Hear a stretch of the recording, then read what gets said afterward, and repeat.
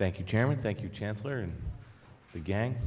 I appreciate you being here. A couple of questions. I appreciated what President Stanley had to say about the rational tuition and the effects that the salary increases, the UUP salary increases, they're not being funded in the budget by the state. It equates to about an $80 million budget cut across the 4 university centers. And the result is that much of the tuition increases are going to pay for those salary increases. Would you go as far as saying that the failure of the state to fund those salary increases is really a failure of the maintenance of effort provisions? Well, speaking of cutting to the chase, I think what we all understand is a tight budget situation. Once again, we've dug ourselves out of incredible debt, but we're not quite there yet. We wanted to impress upon you that we have used rational tuition wisely. We have added faculty and student services, and we want to maintain that momentum. And we've given you today 2 options: restore the gap in employee benefits as a result of the labor contracts, and or fund this faculty growth. The UUP likes to call it an endowment. I don't think it's for us to decide how to fix the problem, but I think you've nailed the issue. Thank you. Thank you. Sticking to finances, the DOB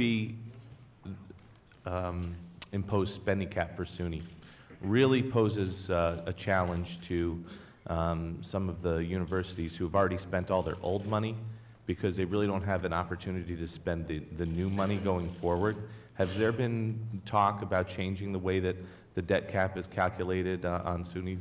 You're right in Mr. Halen's sweet spot. Good. Yeah, I mean, the debt cap is, am I on? Yeah, the debt cap does put a limitation on our spending, and that is a debt cap that was created in 2000. And I don't know the wherewithal for SUNY to open up those conversations and see if there's a way to revisit that area. But it is a concern based on our capital needs to keep our facilities in a state of good repair. Thank you. I mean, that's something we need to really take a hard look at. So if we can continue that conversation, I mean, I would love to take a deeper look at how we can address that issue. And I tread lightly here, considering I'm sitting next to Assemblywoman Lepardo. But regarding the pharmacy school, I want to take off on and echo what Assemblywoman Glick had said. Now, my understanding is there's been a 60% increase in the number of accredited pharmacy schools and programs, and a 70% increase in the number of pharmacy graduates nationwide since 2000. Is it really wise to invest in another pharmacy school in the SUNY system when, one, we're not truly funding adequately our existing pharmacy school? And I know President Stenger's got a different hat on than he used to have, so he surely has a different perspective now. But is that really the wise thing to do, considering the influx, considering that, number one, we're not truly fully funding our existing pharmacy school, and two, the number of pharmacy graduates that are increasing over the next few years nationwide? So between Beth and President Stenger, we might be able to address this. As I said before, we really have studied the data very carefully, and there is demonstrable need. You know, yes, there's been a growing growth in pharmacy because the profession is very much needed. And there was probably a gross undersupply in 2000. So there's a bit of catch-up. I think there's an issue here of access to affordable pharmacy education.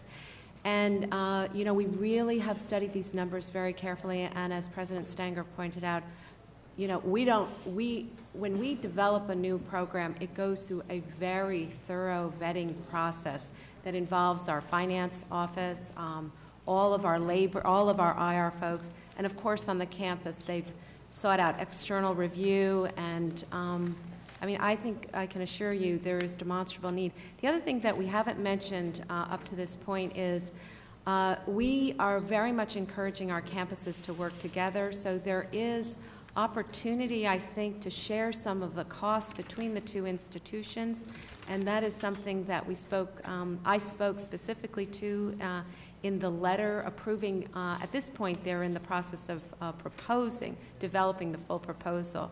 It's an approved letter of intent. So we have a ways to go, but I can assure you very careful planning, and we are convinced of the demonstrable need. So I'll turn it over to President Stanger. Speak to the program sharing, since you wear those two hats. Yes, certainly I knew the program at Buffalo quite well as the interim provost overseeing it.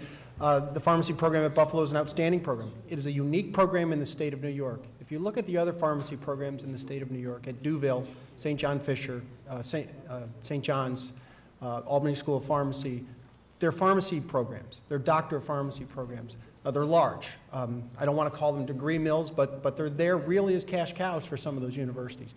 They're not addressing some of the important research needs that are in the area of pharmaceutical sciences. I'm not going to criticize them too much, but another public opportunity that is focused on developing a great doctor of pharmacy program that also brings in those research aspects, I think is needed in this state.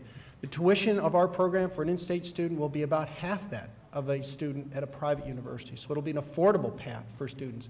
And the tuition for pharmacy programs is still significant that it doesn't require state support outside the tuition that we would receive from these doctor of pharmacy students.